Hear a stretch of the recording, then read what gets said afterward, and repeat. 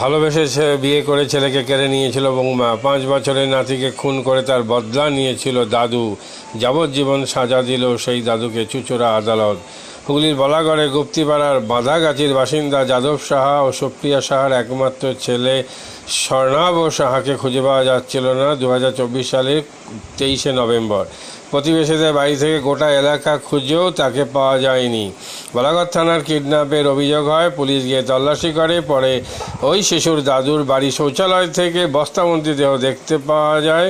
Police মৃতদেহ উদ্ধার করে চুঁচুড়া হাসপাতালে ময়নাতদন্ত করে। ময়নাতদন্তে জানা যায় শ্বাসরোধ করে খুন করা হয়েছে ওই শিশুকে।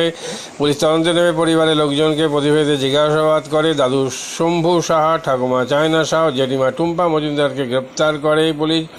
সেই মামলা চুঁচুড়া আদালতের প্রথম দায়রা আদালতের বিচারক রিন্টু সুর 3 জনকে দোষী সাব্যস্ত করেন। এদিন তাদের সাজা ঘোষণা করে আদালত। মৃত শিশুর দাদুর যাবজ্জীবন কারাদণ্ডে সাজা দিয়েছে আদালত। বাকি 2 জনের মুক্তি দিয়েছে আদালত। হুগলি জেলার মুখ্য সরকারি আইনজীবী শঙ্কর গঙ্গোপাধ্যায় জানান, খুবই মর্মান্তিক ঘটনা। একটা 5 বছর শিশুকে নিজের দাদু খুন করে প্রমাণ লোপাট করতে চেয়েছিল। শিশুটির মা বাবা ভালোবেসে বিয়ে করেছিলেন। সেই রাগে শম্ভু তার বৌমা শিশুটিকে মাকে হুমকি দিতেছিল যে ছেলেকে যেমন কেড়ে নিয়েছে তেমনি তোর ছেলেকেও কেড়ে নেওয়া হবে। সাক্ষীর বয়ানের এই বিষয়টা গুরুত্বপূর্ণ ছিল। শৌচালয় থেকে শিশুর মৃতদেহ উদ্ধার হয়েছিল। সেটি তালা দেওয়া থাকতো, একটি চাবি থাকতো দাদুর কাছে। সেই দাদুই প্রথম তালা খুলে দেখতে পান দেহ পড়ে আছে। দাদুকে যাবজ্জীবন দিল। ঠাকুমা জেঠিমাকে বিরুদ্ধে সঠিক তথ্য প্রমাণ না থাকে তাদের মুক্তি দেয় আদালত। আমি মারিনি, আমাকে সরকার থেকে কোনো রকম কথা বলতে দেয়নি, বুঝতে পারলেন? আমি কোনো নেশাযুক্ত লোক নেই, আমি খাটিপিটি খাই। নাতি আমার আসলের চাইতে সুদ বড়। হ্যাঁ, আমার সঙ্গে কোনো মোকাবেলা হয়নি। আমি আর আমার ছেলে কাজে চলে গেছি। কর্মস্থলে থেকে ডেকে নেওয়া 11টাতে রাত্রি 2টো পর্যন্ত বাড়িতে ছিলাম। বাড়িতে 8টার পুলিশ ছিল। আপনি অন্যায় করেননি বলছেন? হ্যাঁ, আপনি অন্যায় করিনি। আমি অন্যায় করিনি। আমার নাতি আমার সম্পদ, আমার দেহের পতঙ্গ। তাহলে মরলো কি করে? হ্যাঁ, মারলো কে? কে মেরেছে প্রমাণ করুক। আমি আমার নাতিকে মারবো কেন? আমার ছেলে যার ছেলে মানে আমার ছেলে অসুবিধা হয়েছে।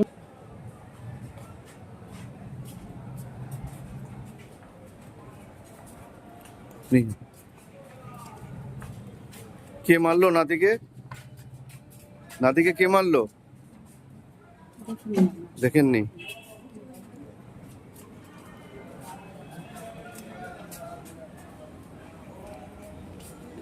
এডিশনাল সেশন জাজ শ্রীযুক্ত রিন্টু সুর মহাশয়ের আদালতে একটা মার্ডার কেসের সাজা হলো। কেসটা হয়েছিল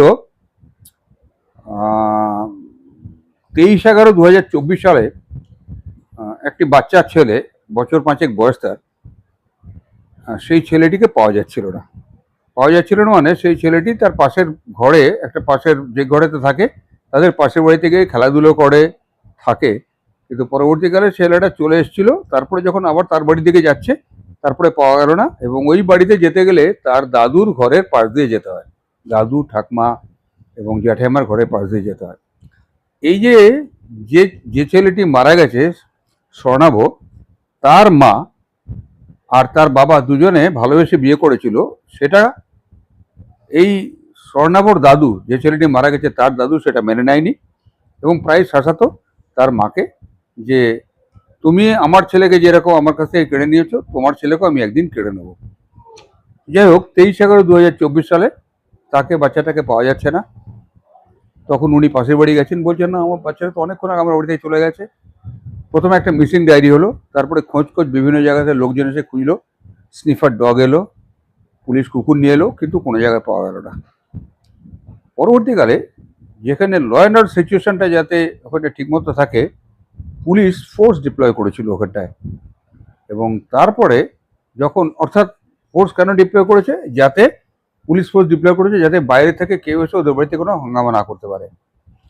হঠাৎ ভোর 5টার সময় এই যে ভদ্রলোক দাদু, তিনি ওদের বাথরুমে গিয়ে বলছেন এই যে এখানে কার বাচ্চা পড়ে রয়েছে। মজার ব্যাপার হচ্ছে, নিজের দাদু তার নাতিকে বলছে এখানে কার বাচ্চা পড়ে রয়েছে। এখান থেকে সন্দেহটা শুরু হলো। আর এখানে আরেকটা ব্যাপার হলো, সেই বাথরুমটা তালা দেয়া থাকতো এবং চাবিটা থাকতো, একটা থাকতো এই বাচ্চাটার বাবা মার কাছে, একটা থাকতো বাচ্চাটার দাদুর কাছে এবং দাদু ঠাকমা জ্যাঠা মেয়েদের কাছে।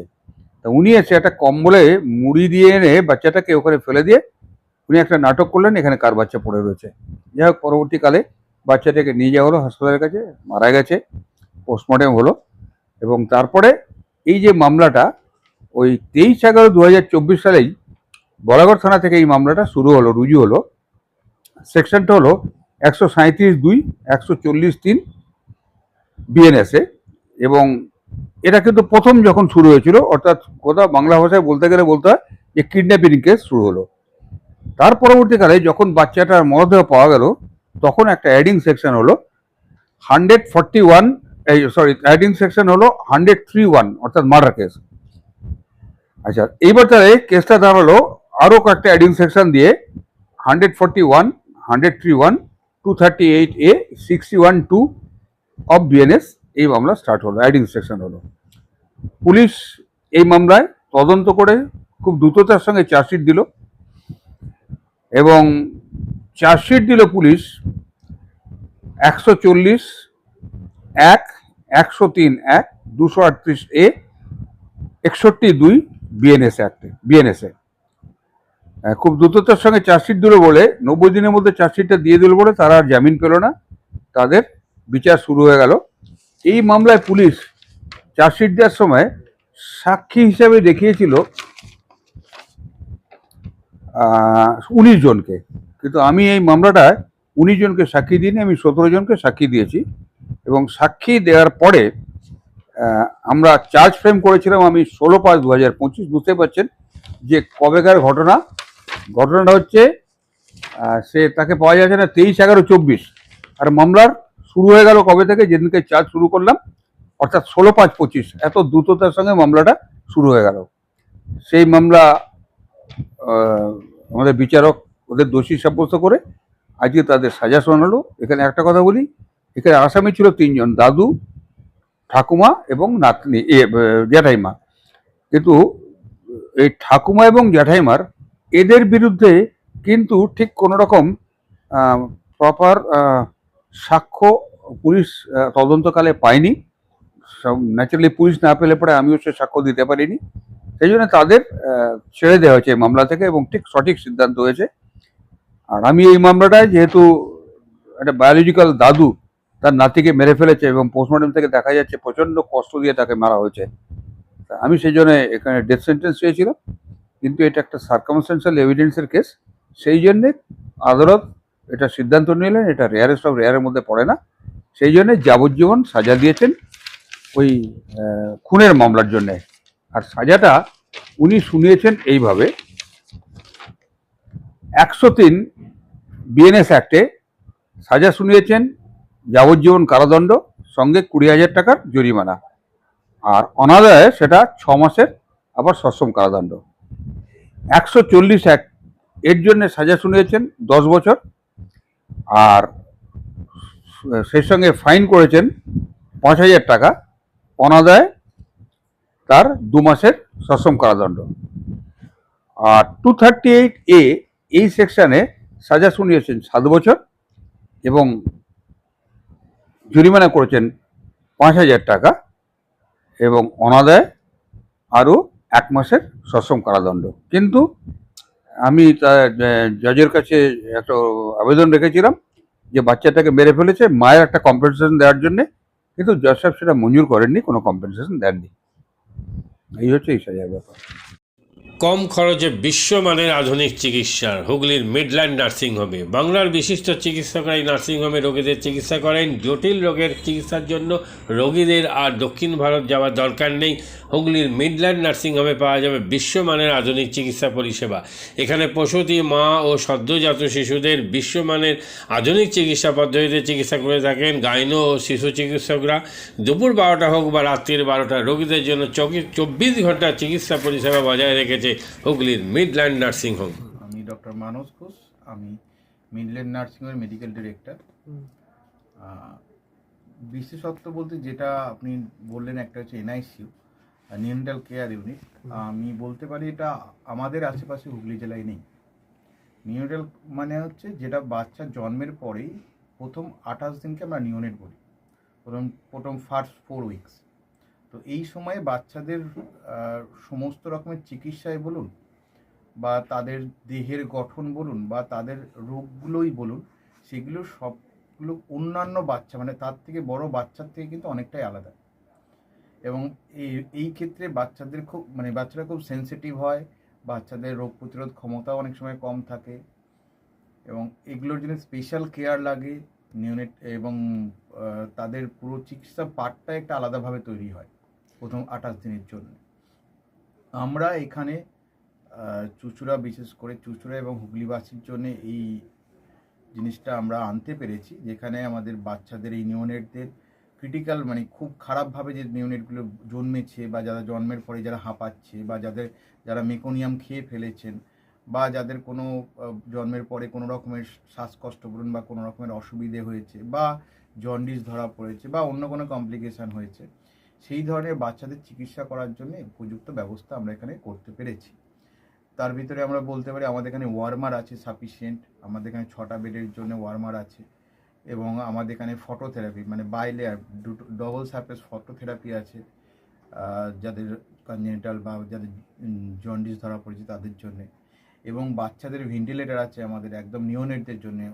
এই ভেন্টিলেটার সাধারণভাবে সব জায়গায় পাবেন না, এবং বাচ্চাদের বাবেল সিপ্যাপ যেটা একটা স্পেশালাইজ মেশিন, বাচ্চাদের যেহেতু ভেন্টিলেটার খুব বেশি লাগে না, কিন্তু বাবেল সিপ্যাপ বলে একটা জিনিস খুব বেশি লাগে তাদের অক্সিজেনের পরিমাণ কমে গেলে, তাদের শ্বাসকষ্ট হলে, সেটাও আমাদের এখানে আছে। এবং আমি কিছুদিন আগে আমাদের একটি বাচ্চা এখানে ভর্তি হয়েছিলেন যার শ্বাসকষ্ট হতে শুরু করেছিল জন্মের 6 ঘন্টা পর থেকে, এবং সুন্দরভাবে তাকে আমরা এখানে চিকিৎসা দিয়েছি। আমাদের এখানে দুজন খুব ইয়ং এনথুজিয়াস্টিক পেডিয়াট্রিশিয়ান আছেন, ডক্টর মৈত্র এবং ডক্টর ঘোষ। তো তারা তাদের দুজনের আন্ডারেই বাচ্চা ভর্তি ছিলেন। অন্য পেডিয়াট্রিশিয়ানরাও আসেন, বাট এনারা আমাদের এখানে সবসময়ই থাকেন মোটামুটি একটা স্তম্ভের মতো আমাদের নিউনেটাল কেয়ার ইউনিটের জন্য। এবং বাচ্চাটি এই মুহূর্তে খুবই ভালো আছে, তাকে আমরা ডিসচার্জ করেছি। এটা কি প্রিম্যাচিওর বেবিদের ক্ষেত্রে এটা বেশি প্রয়োজন হয়? ভীষণভাবে প্রিম্যাচিওর বেবি যারা একটু আগে জন্মেছেন বা যাদের ওয়েট কম হয়েছে, এবং অনেক সময় মায়ের বা ওয়েট অনেক সময় বেশি ওয়েট হলেও যে সেটা ভালো সেরকম নাও হতে পারে, যেমন ডায়াবেটিসের ক্ষেত্রে হতে পারে, বা অনেক সময় বাচ্চাদের বারবার জন্মানোর পর সুগার ফল করছে, এটাও আমরা দেখি। অনেকগুলো কারণেই যেগুলো জন্মের পরেই যে সমস্ত সমস্যাগুলো হয় সেগুলোর জন্য এরকম স্পেশালাইজড ইউনিট দরকার হয়, নিউনেটাল কেয়ার ইউনিট, এবং সেটা আমরা এখানে করতে পেরেছি। প্রথম কথা হচ্ছে জীবনের দাম সব থেকে বেশি, ঠিক আছে, এবং যে মা 10 মাস তার বাচ্চাটাকে গর্ভে ধারণ করেছেন, তার জন্যে সারা পৃথিবীর সব থেকে মূল্যবান জিনিস বা সেই বাবাটির জন্য কিন্তু সেই শিশুটি। রিগার্ডিং কস্ট যদি বলেন, আমরা এমনিতে একটা মফস্বল এলাকাতে থাকি এবং আমাদের পুরো নার্সিংহোমটাই মফস্বল এলাকাতে। আমরা সেটার কথা মাথায় রেখেই আমাদের যে সমস্ত কস্টগুলো রেখেছি, এবং এই যেটা বললাম কয়েকদিন আগেই আমাদের একটি বাচ্চা যাকে হঠাৎ করে শিফট করতে হয়েছিল নিকুতে, সেই চিকিৎসা পেয়ে গেল। তার বাবা মা দুজনেই খুব স্যাটিসফাইড। আমাদের যে ফেসবুক পেজ আছে, সেখানে আপনারা তাদের কথা শুনলে বুঝতে পারবেন, এবং কস্ট যথেষ্ট রিজনেবল। আমি একেবারে কম বেশি এরকম বলবো না, আমি বলবো রিজনেবল। আমাদের মফস্বলের জন্য যেটা হওয়া উচিত সেই রকমই করা আছে। হুগলির কোদালিয়ায় জাতীয় যুব কম্পিউটার সাক্ষরতা মিশন স্কুল পড়ুয়াদের পাশাপাশি তরুণ প্রজন্মের কাজে স্বনির্ভর হওয়ার জন্য বিশ্বমানের কম্পিউটার প্রশিক্ষণ কেন্দ্র। এখানে ক্লাস 3 থেকে ইঞ্জিনিয়ারিংয়ের কম্পিউটার কোর্স পর্যন্ত প্রশিক্ষণ দেওয়া হয়। এই হুগলির কোদালিয়া জাতীয় যুব কম্পিউটার সাক্ষরতা মিশন প্রশিক্ষণ কেন্দ্র থেকে কম্পিউটারের প্রশিক্ষণ নিয়ে দেশে বিদেশে অনেক ছাত্রছাত্রী আজ প্রতিষ্ঠিত। স্বল্প ফিতে ছাত্রছাত্রীদের বিশ্বমানের কম্পিউটার প্রশিক্ষণ দিয়ে এই কেন্দ্র এক বেঞ্চি দৃষ্টান্ত সৃষ্টি করেছে।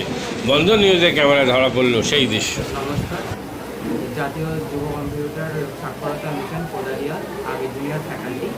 এখানে ক্লাস 3 থেকে ইঞ্জিনিয়ারিং অবধি সমস্ত রকম কোর্স করানো হয়, এবং তার সাথে সাথে প্রফেশনাল কোর্স যেমন সি++, Java, power BI, tally, GST, web development, app development, power BI extra সব রকমের কোর্স করানো হয়, কম্পিউটার কোর্স করানো হয়। এখানে ইংলিশ মিডিয়াম এবং বাংলা মিডিয়ামে দুরকম স্টুডেন্টদেরই সব রকম কোর্স করানো হয়।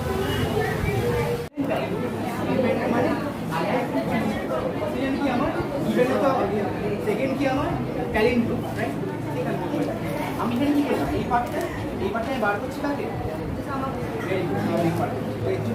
এই পার্টটা the first while loop is for the sum of digits and the second while loop is for the reverse.